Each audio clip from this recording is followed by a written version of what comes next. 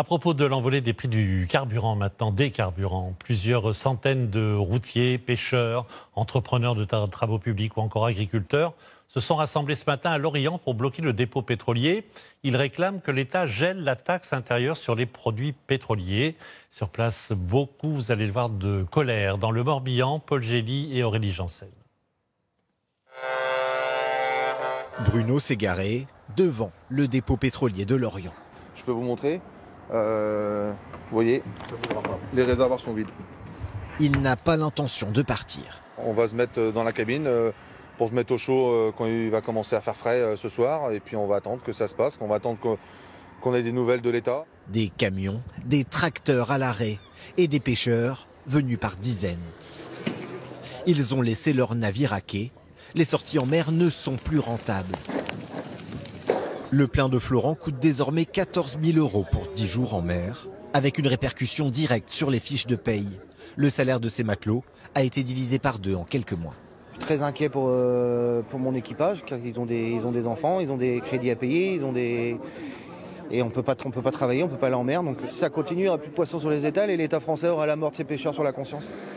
Même détresse dans le secteur agricole. Avec ces tracteurs, Yvon consomme 3000 litres de carburant par jour. Impossible pour lui d'absorber la hausse des prix. Un commerçant n'a pas le droit de vente à perte. Aujourd'hui, nous, on vend nos prestations à perte, c'est-à-dire qu'aujourd'hui, avec l'impact du gasoil, je perds de l'argent tous les heures quand mon salarié et son matériel sortent de l'entreprise. Donc, payer pour travailler, ça ne va pas aller longtemps. Pour ces professionnels, l'aide de 15 centimes par litre de carburant annoncée par le gouvernement ne suffit pas. Ils ont dans leur viseur la taxe sur le pétrole et leurs revendications sont simples. Aujourd'hui, on demande juste de geler la TICPE. C'est la taxe sur le carburant. Le gasoil, c'est 60 centimes. Donc on demande de la geler tant que le carburant ne revient pas à un prix normal, 1,30 €. Sans réponse du gouvernement, le blocus devrait se poursuivre dans les jours à venir. Et puis cette hausse soudaine des prix du gazole et de l'essence a été l'un des sujets de l'émission présidentielle hier soir sur TF1. Pour augmenter le pouvoir d'achat des Français, Marine Le Pen propose de baisser la TVA sur les carburants de 20 à 5,5% et aussi d'annuler certaines augmentations de taxes. Jean-Luc Mélenchon, lui, souhaite baisser puis bloquer les prix à la pompe autour d'1,40 € le litre. Quant à Yannick Jadot, il envisage des mesures plus ciblées, 400 € supplémentaires pour les bénéficiaires du chèque énergie et un autre chèque de 100 € pour 15 millions de familles les plus modestes.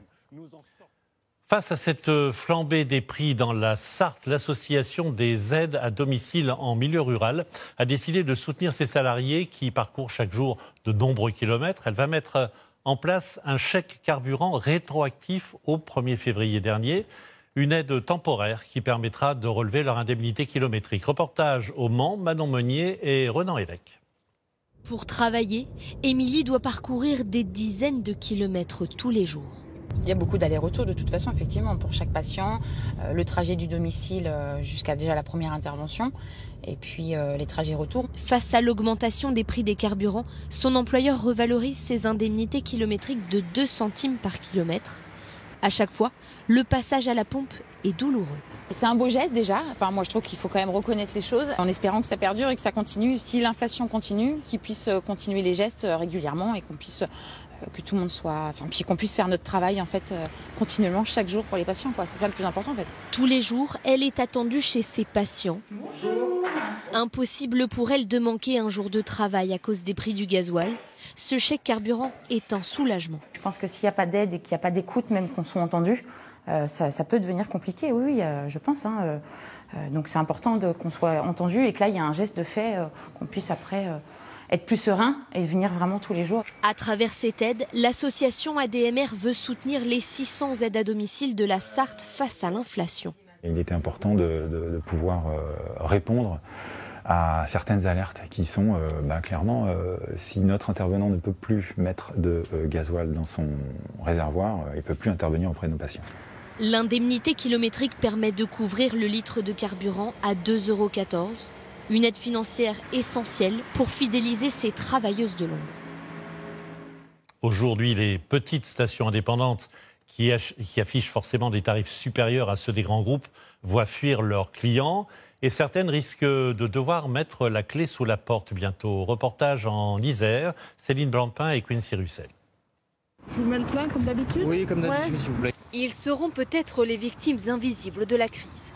Des stations-service indépendantes où chaque client est encore accueilli et servi comme autrefois. C'est tellement sympa d'avoir la relation avec le client plutôt que de rester enfermé dans le bureau. Sur la Nationale 7 ce matin, les voitures ne se bousculent pas dans cette station de proximité. Malgré le fléchissement du cours du pétrole, impossible pour Isabelle de baisser ses prix en dessous de 2 €. Je ne peux encore pas baisser beaucoup car j'ai encore du stock que j'ai payé malheureusement très cher. À cause de l'inflation, elle a déjà perdu 15% de son volume de vente. Elle subit de plein fouet la concurrence des stations de supermarchés qui vendent à prix coûtant quand elle ne peut rien négocier. C'est un prix ferme. Avant on pouvait négocier mais là on ne peut plus négocier. Les habitants viennent encore pour la soutenir, mais ils sont de moins en moins nombreux à faire le plein. C'est atypique, il ne reste plus que celle-ci comme station, on va dire pas de grande surface. Elle est à côté, c'est une petite structure, elle est comme nous, faut être solidaire. Elle est sympathique, j'habite à côté, et puis oui, je peux, mais beaucoup ne peuvent pas. Beaucoup, c'est très dur.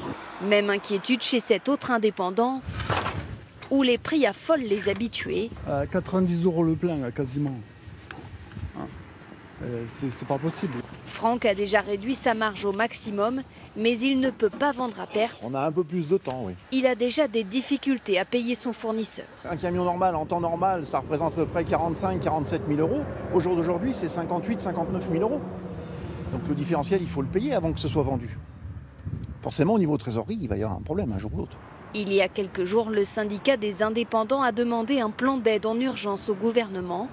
En France, il ne reste plus que 11 000 stations-service. Elles étaient plus de 45 000 il y a 30 ans.